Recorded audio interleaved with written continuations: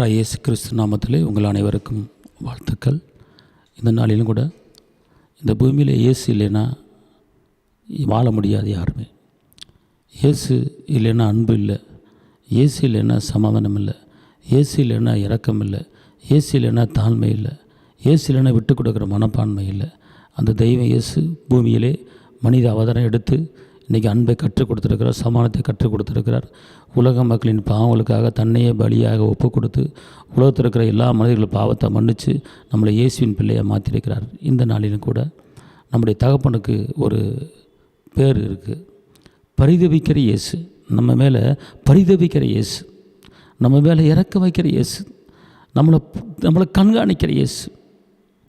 சங்கீதம் 69:20 சொல்கிறது, நிந்தை என் இருதயத்தை பிளந்தது, நான் மிகவும் வேதனைப்படுகிறேன், எனக்காக பரிதவிக்கப்படுகிறவன் உண்டோ என்று காத்திருந்தேன், ஒருவனும் இல்லை, தேற்றவர்களுக்கு காத்திருந்தேன், ஒருவனும் இல்லை. சங்கீதக்காரன் தாவீது சொல்லுகிறத கவனிங்கள். எனக்காக பரிதவிக்கிறவன் ஒருவனும் இல்லை, என்னை தேற்றுகிறவன் ஒருவனும் இல்லை. யாராவது என்னை தேற்ற மாட்டாங்களா? நான் காத்திருக்கிறேன், ஒருவனையும் காணா. அன்பார்ந்தவளே, இன்றைக்கி இப்படிப்பட்ட நிலைமையில் எத்தனையோ மனிதர்கள் தேவ பிள்ளைகள் வாழ்ந்து கொண்டிருக்காங்க. எனக்கு யாராவது ஆறுதல் சொல்ல மாட்டாங்களா? என் கண்ணீரை யாராவது துடைக்க மாட்டாங்களா?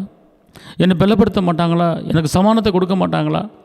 கவலைப்படாத, நான் பார்த்துக்கிறேன் உனக்கு அப்படின்னு ஒரு நல்ல வார்த்தை யாரும் சொல்ல மாட்டாங்களா? அப்படின்னு தேற்றுகிறதுக்கு ஆள் இல்லாத மனிதர்கள் இருக்கிறாங்க. நம்ம மேலே பரிதவிக்கிறவர்கள் ஒருவரும் இல்லை, நம்ம மேலே இறக்க வைக்க ஒருவரும் இல்லை. அன்பார்ந்த தேவ பிள்ளைகளே, இந்த வார்த்தை கேட்குற தேவ பிள்ளைகளே, இன்றைக்கி இந்த வசனத்தின்படி சங்கீதம் 69:20, நிந்தை என் இருதயத்தை பிளந்தது, நான் மிகவும் வேதனைப்படுகிறேன், எனக்காக பரிதவிக்கிறவன் உண்டோ என்று காத்திருந்தேன், ஒருவனும் இல்லை, தேற்றுறவர்களுக்கு காத்திருக்கிறேன், ஒருவனும் இல்லை.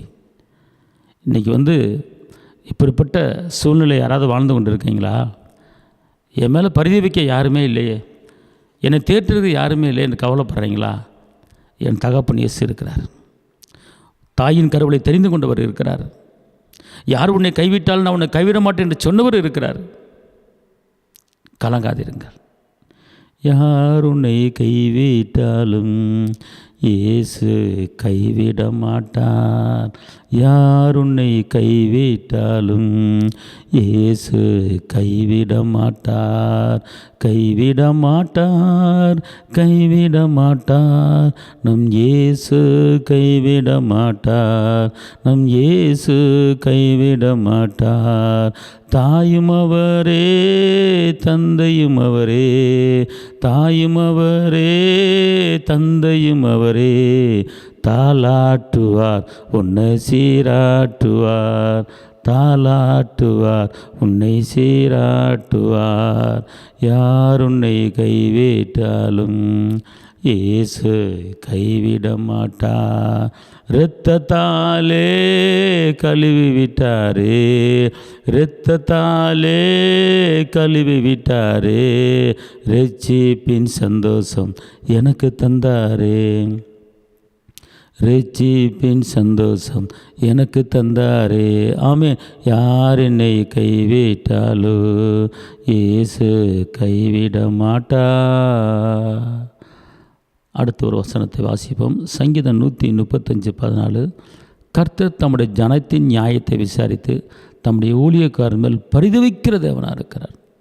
அந்த நாட்களிலே தேவனுக்காக ஊழியம் பண்ணுகிற எத்தனையோ தேவ பிள்ளைகள் இருக்கிறாங்க. உண்மையோடும் உத்தமத்தோடும் ஊழியம் பண்ணுகிறவர்களுக்கு வட மாநிலங்களிலே காடு மலை என்று எதையும் பார்க்காம அங்கே ஊழியம் பண்ணி கொண்டு இருக்கிறாங்க. வைராக்கியமாக குடும்பங்களை விட்டுட்டு பிள்ளைகளை விட்டுட்டு ஊழியம் பண்ணுற எத்தனையோ மனிதர்கள் வடநாடுகளில் இருக்கிறாங்க, வட மாநிலங்களில் இருக்கிறாங்க. இந்தியாவில் கஷ்டத்திலும் வேதனையிலும் நெருக்கத்திலும் நிந்தையிலும் அவமானத்திலும் அடி வாங்கிட்டு ஊழியம் பண்ணுகிற தேவ பிள்ளைகள் இருக்கிறாங்க. ஆனால் கர்த்தர் சொல்கிறார், ஊழியக்காரர் மேல் பரிதவிக்கிற தேவன்றார்.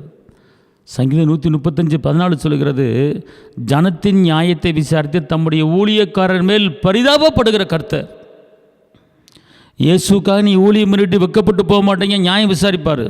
இயேசுக்காக ஊழியம் பண்ணிட்டு நீங்கள் துக்கப்பட்டு போக மாட்டீங்க, நியாயம் விசாரிப்பார். இயேசுக்காக ஊழியம் பண்ணிட்டு நீங்கள் அனாதையாக மாட்டீங்க, நியாயம் விசாரிப்பார். காரணம், அவர் பரிதபிக்கிற கர்த்தர், ஊழியக்காரர் மேல் பரிதாபப்படுகிற கர்த்தர். இந்த நாளிலே ஊழியம் பண்ணி கொண்டு வேதனைப்பட்டு கொண்டு கஷ்டப்பட்டு கொண்டு இருக்கீங்களா, கவலைப்படாதிருங்கள். கர்த்தர் உங்களுக்கு நியாயம் செய்ய போகிறார். உங்கள் மேலே இறக்க வைக்கிறவர், உங்களுக்கு பரிதாபப்படுகிற கர்த்தர். வசனம் சொல்லுகிறது சங்கீதம் 135:14, ஊழியக்காரர் மேல் பரிதாபப்படுவாராம் கர்த்தர். ஒருவன் எனக்கு ஊழியம் செய்தால் பிதாவானவர் கனம் பண்ணுவார். என்னை மனுஷன் அறிக்கை பண்ண, நான் பிதாட்ட அறிக்கை பண்ணுவேன் என்று வாக்கு பண்ணியிருக்கிறார். கண்டிப்பாக உங்கள் நிந்தையை மாற்றுவார், சாம்பலுக்கு பதிலாக சிங்காரத்தை கொடுப்பார். கர்த்தர் ஒருபோதும் கவிர மாட்டார். உபாகம் 32:36, கர்த்தர் தம்முடைய ஜனங்களை நியாயம் தீர்த்து அவர்கள் பெலன் போயிற்று அடைக்கப்பட்டவர்களாவது விடுதலை பெற்றவர்களாவது ஒருவரும் இல்லை என்றும் காணும்போது தம்முடைய ஊழியக்காரர் மேல் பரிதாபப்படுவார். ஊழியக்காரர்கள் அடைக்கப்பட்ட சூழ்நிலை இருக்கும்போது, விடுதலை பெறாத சூழ்நிலை இருக்கும்போது, என்னை யாருமே கண்டுக்கலையே, யாருமே கவனிக்கலையே என்று நினைக்கும்போது கர்த்தர் பரிதாபப்பட்டு நியாயம் தீர்த்து அவர்களுக்கு பலன் கொடுப்பேன் என்று இந்த உபாகம் 32:36 சொல்கிறது. ஊழியக்காரர்களே, இந்த வார்த்தை கேட்குற ஊழியம் பண்ணுகிற தேவ பிள்ளைகளே, கவலைப்படாதீர்கள். கண்டிப்பாக உங்களுக்கு நியாயம் இருக்கிறது. நீங்கள் காடு, மழை, வெயில், பனி, குளிர் எல்லாத்தையும் பாராமல் இயேசுவின் நாமத்தை பிறருக்கு அறிவிக்கிறீங்க தெரியுமா? ஒரு மனிதனுக்கு நீங்கள் அறிவிக்கிறீங்க தெரியுமா? இயேசு உங்களை கைவிட மாட்டார். உங்களுக்கு பரலோகத்தில் முதலிடத்தில் இயேசப்பா கொடுப்பார். கவலைப்படாதீர்கள். பரலோகத்தில் அநேக வாசஸ்தலங்கள் இருக்கிறது. நான் போய் உங்களுக்கு இடத்தை ஆயத்தம் பண்ணுறேன் என்று சொன்னவர், இப்படி தேவனுக்காக இயேசுவுக்காக கஷ்டப்படுகிறவர்கள் கண்டிப்பாக இயேசப்பா ஒரு உயர்ந்த ஒரு இடத்தை ஆயத்தம் பண்ணி வச்சிருப்பார். கவலைப்படாதீர்கள். வெக்கப்படுத்துறதா தலைமுறை பண்ண வைப்பார் கர்த்தர். சாம்பலுக்கு பதிலாக சிங்காரத்தை கொடுக்குற கர்த்தர். மத்தேயு 15:32, பின்பு இயேசு தம்முடைய சீசர்களை அழைத்து, ஜனங்களுக்காக பரிதபிக்கிறேன், இவர்கள் என்னிடத்தில் 3 நாள் தங்கியிருந்து சாப்பிட்ட ஒன்றுமில்லாது இருக்கிறார்கள். இவர்களை பட்டினியாக அனுப்பியோட எனக்கு மனதில்லை, வழியிலே சோர்ந்து போல என்று கலங்கினார். இவர்களுக்காக நான் பரிதபிக்கிறேன் என்றார். எவ்வளோ பெரிய ஒரு இரக்கமுள்ள தகப்பேன். வனாந்தரத்தில் 3 நாள் ஏசப்பா பிரசங்கம் பண்ணுறாருங்க. ஆனால் 3 நாள் சாப்பிடாமல் பிரசங்கம் பண்ணியிருக்கிறாரு. 3 நாள் சாப்பிடாமல் பிரசங்கத்தை கேட்டிருக்காங்க ஆயிரக்கணக்கான மக்கள். புருஷர்கள் மச்சம் 5000 பேர், சின்ன பிள்ளைங்க இருக்காங்க, பெண்கள் இருக்காங்க. இவ்வளோ பேரும் சாப்பிடாம தேவனுடைய வார்த்தையை கேட்டிருக்காங்க. எத்தனை நாள்? 3 நாள். 3 நாள். ஆனால் தான் அநேக இடங்களில் 3 நாள் உபவாச கூட்டம், 3 நாள் அந்த கூட்டம், 3 நாள் இந்த கூட்டம் சொல்லி போடுறாங்க. ஏன் அப்படின்னு கேட்டால், இப்படி ஏசப்பா 3 நாள் போச்சிருக்கிற எல்லாம் உட்காந்து கேட்டிருக்காங்க, அதனால் எல்லா மக்களும் கேட்கணுங்கிற நோக்கத்துக்கு தான் லீவு நாட்களில் 3 நாள் கூட்டம், அந்த கூட்டம் இந்த கூட்டம்னு தேவ மனிதர்கள் வைக்கிறாங்க. ஏசப்பா அப்போயே வச்சுட்டார் 3 நாள் கூட்டம். ஏசு 2000 வருஷங்களுக்கு முன்னமே 3 நாள் கன்வென்ஷன் கூட்டம் வச்சுட்டார். ஆனால் ஆவிக்குரிய ஆகாரத்தை கொடுத்துட்டு அனுப்பாமல் மாமிசத்துக்குரிய ஆகாரத்தையும் கொடுக்குறாரு பாருங்க. 3 நாள் தேவனுடைய வார்த்தையை கேட்டிருக்காங்க. இவளை பசியோடு அனுப்ப எனக்கு மனதில்லை, இவர்களுக்காக நான் பரிதபிக்கிறேன், இவளை ஏதாவது கொடுங்கள் என்று சொல்லுகிறார். அந்த நேரத்தில் 5 பேர் 2 மீன் ஒரு பையன் வச்சுருக்கிறான். அதை வானத்துக்கு நேராக உயர்த்தி ஆசீர்வதிக்கிறாரு.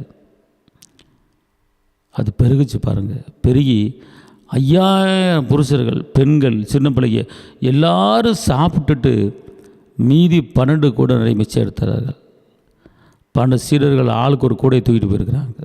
12 கூட, எப்படி 12 சீடர்கள் 12 கூட மிச்சம். எவ்வளோ பெரிய அற்புதம் பாருங்கள்.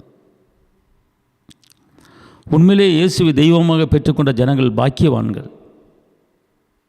அந்த இயேசுவை பற்றி அறியாமல் நிறைய மக்கள் இந்த நாட்களை வாழ்ந்து கொண்டு இருக்கிறார்கள். இரட்சகரை, மீட்பரை, விடுவிக்கிறவரை, வாழ வைக்கிற தெய்வத்தை, பாதுகாக்கிற தெய்வத்தை, பாவத்தை மன்னிக்கிற தெய்வத்தை, செத்த பிற்பாடு பரலது கொண்டு போகிற அந்த தெய்வத்தை, அந்த இயேசு மகாராஜாவை அறியாமல், தெரியாமல், புரியாமல் வாழ்ந்து கொண்டிருக்கிற எத்தனையோ மக்கள் இருக்கிறார்கள். பரிதவிக்கிறார், மக்களுக்காக பரிதவிக்கிற கர்த்தர். அன்பார்ந்தவர்களே, அப்படிப்பட்ட தெய்வத்தை மக்களுக்கு அறிவியுங்கள், தெரிவியுங்கள், சுவிசேஷம் அறிவியுங்கள். அதுக்குண்டான பலனை கர்த்தர் கண்டிப்பாக தருவார். பரிதவிக்கிற கர்த்தர். எத்தனையோ பட்டினி பசியோடு வாழ்கிற மக்கள் இருக்கிறாங்க. கர்த்தர் பரிதவிக்கிறார். உங்களை என்னை தெரிஞ்சிருக்கிறார். பரிதவிக்கிற இயேசு நல்ல சமாரியன். காயத்துக்கு மருந்து போட்டு சத்தத்தில் போட்டு பராமரிக்கிற கர்த்தர், பணத்தை கொடுத்து நான் வருவலும் உன்னை பராமரித்துக்கொண்டு பணத்தை கொடுத்து பராமரிக்கிறதுக்கு சத்தத்தில் விட்டு போன கர்த்தர் நல்ல சமாரியன், இரட்சகர், மீட்பர். உலகத்தில் எல்லா மனிதர்களும் கண்டுகொள்ளாமல் போவார்கள். ஆனால் இயேசு தேடி வருகிறவர். உன்னை தூக்கி எடுத்து குதிரையில் உட்கார வச்சு கழுதியில் உட்கார வச்சு ஒரு சத்தத்தில் விட்டு உன்னை பராமரிக்கணும் எல்லா தேவைகளையும் கொடுக்கறது தான் நல்ல சமாரியன் இயேசு. அந்த சமாரியன் இயேசு இன்றைக்கி உங்களுக்கு அர்ப்பணம் செய்ய போகிறார். அவர் இருக்கும்போது ஏன் கலங்குறீங்க? அவர் இருக்கும்போது ஏன் வேதனைப்படுறீங்க? அவர் இருக்கும்போது ஏன் கண்ணீர் வடிக்கிறீங்க? உங்களை அழைச்சிருக்கிறார், தெரிஞ்சிருக்கிறார். அதனால் அன்பார்ந்தவர்களே, உங்களுக்காக பரிதவிக்கிற கர்த்தர் இயேசு இருக்கிறார். இந்த உலகத்தில் யாரும் உங்களை குறித்து பரிதவிக்கலையா? கவலைப்படாதீங்க, இயேசு இருக்கிறாரு. உள்ளங்களை பொறிச்சு வச்சிருக்கிறாரு. நீ என்னால் மறக்கப்படுவதில்லைங்கிறாரு. தாய்மானதெல்லாம் உன்னை மறப்பதில்லைங்கிறாரு. கலங்காதீருங்கள். கலங்காதே கலங்காதே, கர்த்தர் உன்னை கைவிட மாட்டார். கலங்காதே கலங்காதே, கர்த்தர் உன்னை கைவிட மாட்டார். உலகத்தின் வெளிச்சம் நீ, எழுந்து ஒளி வீசு. உலகத்தின் வெளிச்சம் நீ, எழுந்து ஒளி வீசு.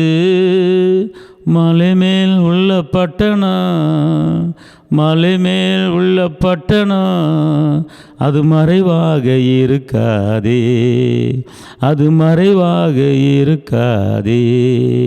கலங்காதே கலங்காதே, கர்த்தர் உன்னை கைவிட மாட்டார். முள்மூடி உனக்காக, இரத்தமெல்லாம் உனக்காக, முள்மூடி உனக்காக, இரத்தமெல்லாம் உனக்காக. பாவங்களை அறிக்கையிடு, பாவங்களை அறிக்கையிடு, பரிசுத்தமாகிவிடு, நீ பரிசுத்தமாகிவிடு. கலங்காதே கலங்காதே, கர்த்தர் உன்னை கைவிட மாட்டார். அன்பார்ந்தவளே, கலக்கத்தோடு இருக்கீங்களா? வேதனையோடு இருக்கீங்களா? துக்கத்தோடு இருக்கீங்களா? கலங்காதீங்க. இயேசு முள்முடி சூடப்பட்டு அடிக்கப்பட்டு நொறுக்கப்பட்டு இரத்தத்தை சிந்தி உங்களையும் என்னை மீட்டெடுத்திருக்கிறார். நாம் மீட்கப்பட்டவர்கள். நமக்கு ஒரு அப்பாவாக தாயாக என் தகப்பன் இயேசு இருக்கிறார். அப்பா பிதாவென்று கூப்பிடப்படுகிற புத்திர சுவேர்த்த ஆவியை கொடுத்துருக்கிறாரு. நம்ம மேலே பரிதவிக்கிற இயேசு உங்களுக்கு இருக்கிறாரு. தைரியமாக இருங்க. உங்களுக்கு நான் ஜெபிக்கிறேன். தகப்பன இயேசு மகாராஜா, நன்றி உள்ளத்தோடு துதிக்கிறேன், ஸ்தோத்தரிக்கிறேன். வெற்றி வேந்தனை துதிக்கிறேன். விடுதலை நாயகரை துதிக்கிறேன். காப்பவரை துதிக்கிறேன். இருந்தவரை துதிக்கிறேன். இருப்பவரை துதிக்கிறேன். வரப்போகிறவரை துதிக்கிறேன். நல்லவரை துதிக்கிறேன். வல்லவரை துதிக்கிறேன். மாறாதவரை துதிக்கிறேன். கரம் பிடித்தவரை துதிக்கிறேன். ஜீவனுள்ள தேவனை துதிக்கிறேன். ஜீவாதிபதியை துதிக்கிறேன். தகப்பனே, இந்த நாட்களிலே ஒதுக்கப்பட்ட நிலைமையில், தள்ளப்பட்ட நிலைமையில், கேட்பரட்டு இருக்கிற நிலைமையில், பரிவிக்கிற நிலைமையில் இருக்கிற எல்லாரையும் நீங்கள் பாதுகாத்து கொள்ளுங்க ஏசப்பா. தேவைகளை சந்திங்கப்பா. எவ்வளோ பண பிரச்சனைகள், கடன் பிரச்சனைகள், ஆண்டவரை ஊரை விட்டு ஓடும்படி கடனை அடைக்க முடியாமல் தள்ளாடுகிற பிள்ளைகள் எத்தனை பேர் இருக்கிறாங்க. அவங்களுக்கு நீங்கள் ஆறுதலை தாங்க ஆண்டவரே. நீங்கள் மனதுருக்கத்தின் தெய்வம், காக்கும் தெய்வம், காண்பவர், இருந்தவர், இருப்பவர், வரப்போகிறவர், எல்லாவற்றாலும் நிரப்புகிற தகப்பன். ஒவ்வொரு குடும்பத்தையும் பாதுகாத்து கொள்ளுங்கள் தகப்பனே. இந்த வார்த்தையை கேட்ட குடும்பங்களை ஆசீர்வதிங்க. இரத்த கோட்டைகளை மறைத்துக் கொள்ளுங்க. கிருபை பலன் கூட இருக்கட்டும். இயேசுவின் நாமத்தில் பிதாவே, ஆமென். கர்த்தர் உங்களை ஆசீர்வதிப்பார். எல்லா புகழும் இயேசுவுக்கே. ஹல்லேலூயா.